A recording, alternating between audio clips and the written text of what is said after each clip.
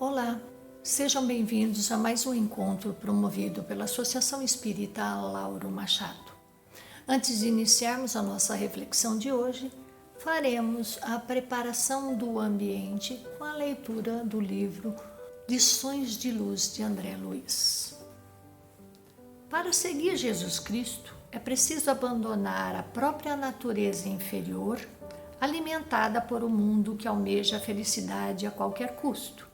É impossível edificar na lama produzida pela vivência distanciada dos ensinamentos de Jesus Cristo. Obreiro do seu caminho, que siga o Espírito elaborando possibilidades que contribuam para a sua reforma interior.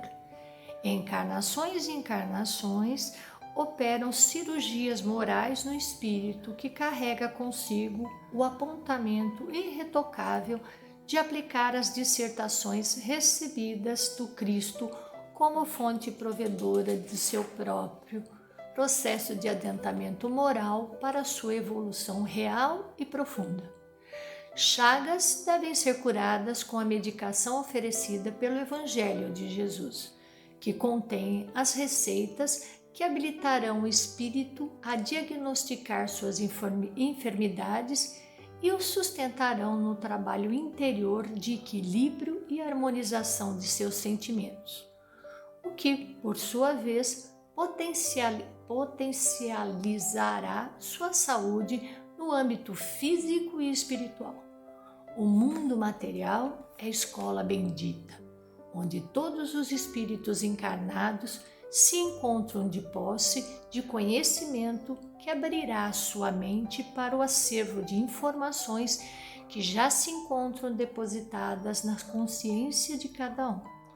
O esforço e o empenho de ser humano determinarão sua posição real perante o cosmo, que, num movimento perfeito, o alimenta com suas emanações divinas, dele recebendo igualmente a expressão de seus atos e de suas atitudes. É preciso que o homem imprima luz em seu círculo de convivência, ampliando-o à medida que expandir sua capacidade de amar e de irradiar a caridade como recurso vital para que todos os homens se reconheçam integrados à grande família universal. Graças a Deus. Continuamos então as nossas reflexões acerca do livro Ilumina-te de Divaldo Franco, intuído pelo espírito de Joana de Ângeles. Estamos hoje no nosso 13º capítulo, cujo tema é Lutas Abençoadas. Logo no início desse capítulo temos uma mensagem muito interessante. Atentemos a ela. Considera o processo de evolução moral e espiritual como sendo de emergência, dando-lhe prioridade em todos os investimentos que te sejam possíveis aplicar. Olha que interessante esta mensagem. Um alerta para que a gente considere a nossa evolução moral e espiritual como objetivo primeiro, como a nossa missão, a nossa tarefa em todos os acontecimentos, todos os momentos da nossa vida. Todas as situações são oportunidades de nos aperfeiçoarmos. Depende da escolha que faremos. Vamos falar então sobre o termo luta. O que este termo desperta? Quando você ouve esta palavra, em que você pensa? Na maioria das vezes pensamos em conflitos, agressividade, ataque, uma pessoa batendo em outra, ou nós batendo, ou nós apanhando. Hoje falaremos sobre uma outra forma de vermos a palavra luta. A luta, na condição de esforço bem direcionado, é o antídoto eficaz em relação à paralisia e à morte dos ideais de enobrecimento. Olha que interessante, vamos falar então daquelas lutas que travamos diariamente e muitas vezes, na maioria das vezes, conosco mesmo. A luta cotidiana tem como objetivo desenvolver os valores adormecidos, propiciando o enriquecimento do ser espiritual quando sabe comportar-se frente aos desafios e às dificuldades.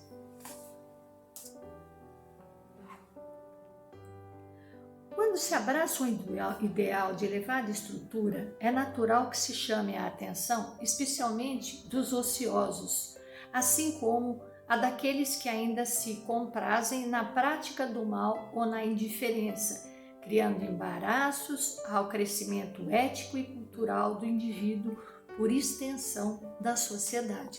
Então veja bem, nós sabemos que todas as relações são cercadas de tensões. Essas tensões produzem energias e muitas vezes energias pesadas, forças que podem nos atrapalhar neste caminho do aperfeiçoamento, da reforma íntima. Logo são travadas lutas vigorosas que partem daqueles que permanecem nos desvios da evolução, tentando manter a situação degradante em que se comprazem. A saudável obstinação do idealista leva-o a sofrer as incompreensões e a malquerência predominante que se negam a sair de cena.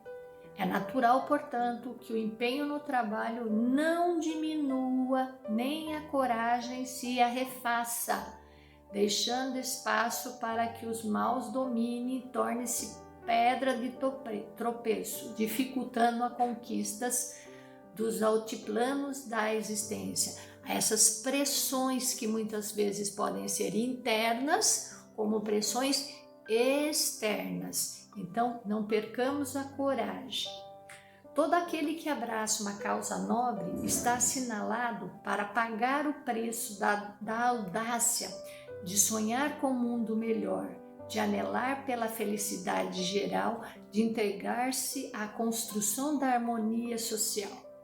A luta faz-se inevitável. O ideal é a firmeza da conduta do lutador, que não se deve atemorizar ante as circunstâncias, nem utilizar dos mesmos recursos que demonstram a falta de dignidade daqueles que se lhe opõem ao empreendimento superior.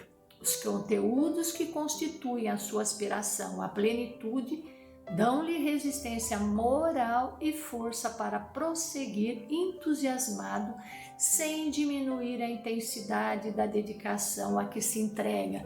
Então é necessário rompermos com muitas crenças, com paradigmas, com forças que nos impedem de amadurecer e de crescer.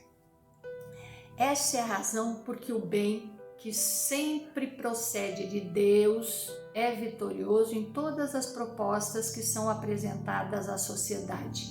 Sem dúvida que enfrenta impedimentos que fazem parte do processo, dessa maneira demonstrando a alta qualidade de que é constituído. Todos aqueles que se entregam às obras de elevação espiritual da humanidade foram convidados ao combate sem quartel em ambos os planos da vida, ou seja, essas tensões, essas energias positivas e negativas, elas estão presentes tanto no mundo material como no mundo imaterial. E também quando nos cercamos de espíritos ainda ignorantes das leis divinas, espíritos que estão ainda perturbados ou que ainda não entenderam as leis de Deus.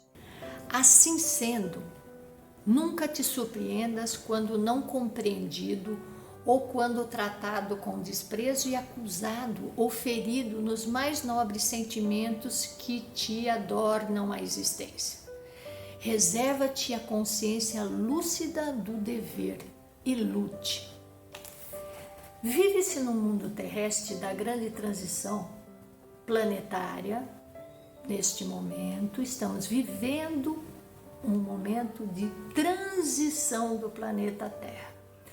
As forças do bem enfrentam os exércitos do mal em luta cruel e fratricida.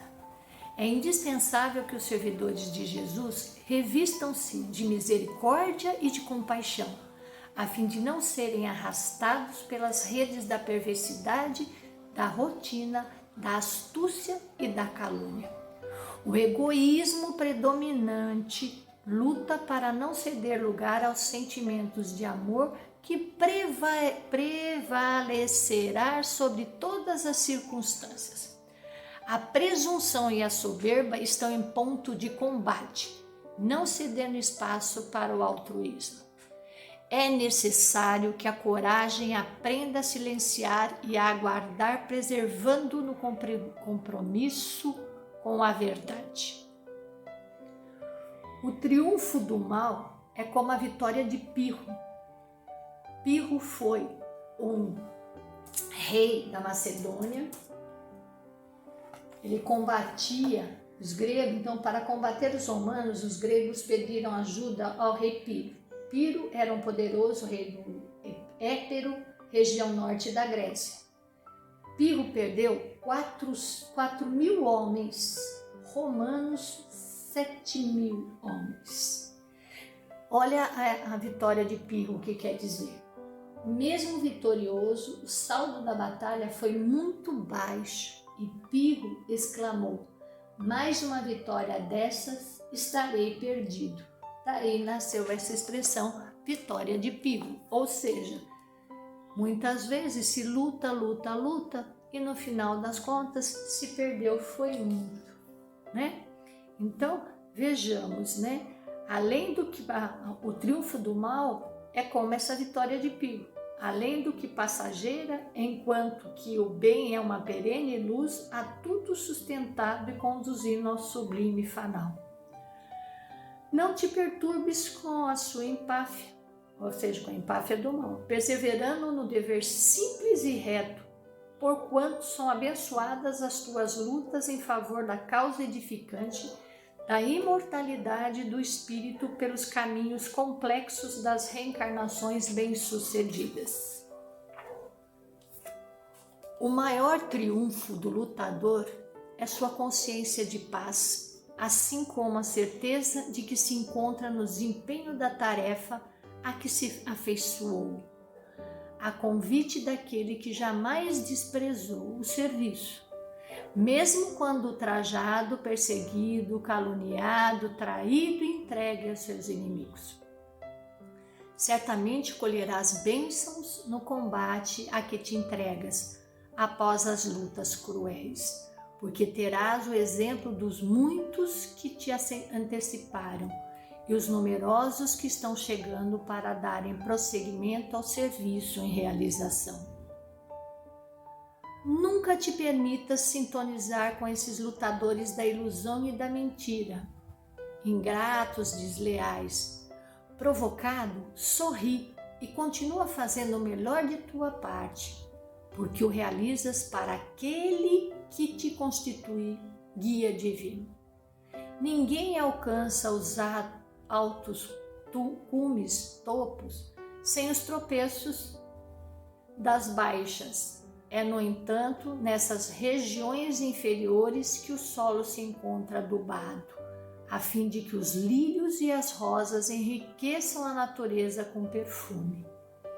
Eleva-te sempre, portanto, não te detendo em detalhes com os quais se comprazem os discutidores inúteis, os presunçosos vãos. Você nunca está só. Deus e os espíritos de luz são sempre contigo. Basta que esteja nesta sintonia.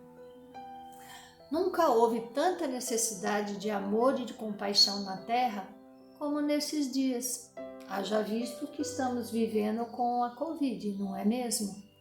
Quanta necessidade de nos aprimorarmos, de nos cuidarmos, de nos ajudarmos, não é verdade? Então, vejamos, né? Jamais houve tanta luta, apesar das extraordinárias conquistas intelectuais que se multiplicam a cada momento.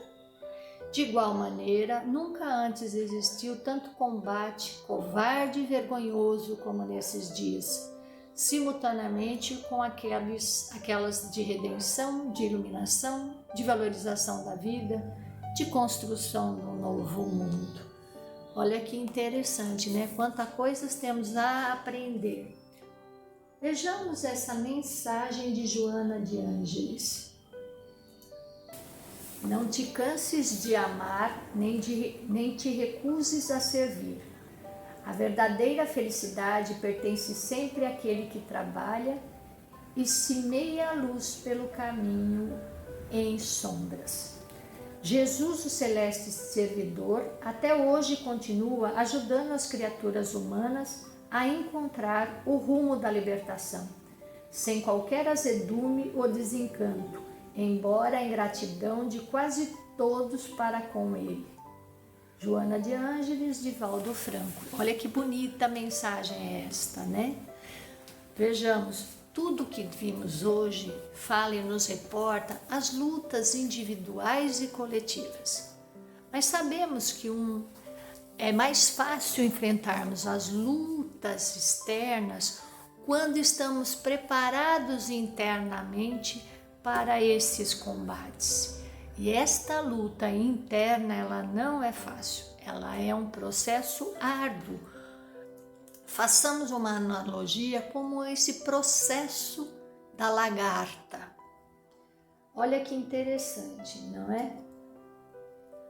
A lagarta, ela volta-se para si, ela fica num movimento que não se vê, não se observa, mas sabemos que é um movimento intenso, tanto que existe uma história que diz que certa vez um observador, vendo o movimento, o esforço que ela fazia para romper o casulo, tentou ajudá-la, cortando o casulo. Quando viu que a borboleta caiu no chão e não se mexia, ele entendeu que o esforço que ela faz dentro do casulo, ou seja, a luta interna que ela travava, era um movimento que a fortalecia. Naquele esforço para romper o casulo, ela exercitava os seus músculos, mandava fluido para as suas asas, para fortalecê-las, para que quando estivessem prontas, não só romperia o casulo, quanto teria condições de aguentar seu peso e poder voar. Será que é diferente com a gente? Será que esse movimento interno que fazemos, essa luta interna que travamos, ela também não nos fortalece? Não tem este objetivo de nos fortalecer para que possamos travar essas lutas externas que estão ao nosso redor? Pensemos. E aí, certamente, daremos mais importância a esse movimento que é, este movimento da reforma íntima. E aí, com humildade, acho que é importante a gente assumir que essa frase, né? Sei o que devo ser e ainda não sou, mas rendo graças a Deus por estar trabalhando, embora lentamente, por dentro de mim próprio, para chegar um dia a ser o que devo ser. Mensagem de Chico Xavier. Olha que interessante, fechando o nosso encontro de hoje, mais uma frase de Chico Xavier. Ontem, passado. Amanhã, futuro. Hoje, agora. Ontem foi, amanhã será. Hoje é. Ontem, experiência adquirida. Amanhã, lutas novas. Hoje, porém, é a nossa hora de fazer e de construir. Isso mesmo, mestre. Voltemos então para a nossa frase inicial. Se desejamos nos fortalecer, se desejamos ser servidores da seara de Jesus, devemos considerar o processo de evolução moral e espiritual como sendo de emergência, dando-lhe prioridade em todos os investimentos que nos sejam possíveis aplicados. Graças a Deus. Ficamos então por aqui hoje, agradecendo aos nossos bons espíritos que sempre nos acompanham quando estamos com o intuito de praticar o bem e servir ao Senhor. Obrigada, tenham todos uma excelente semana. Graças a Deus.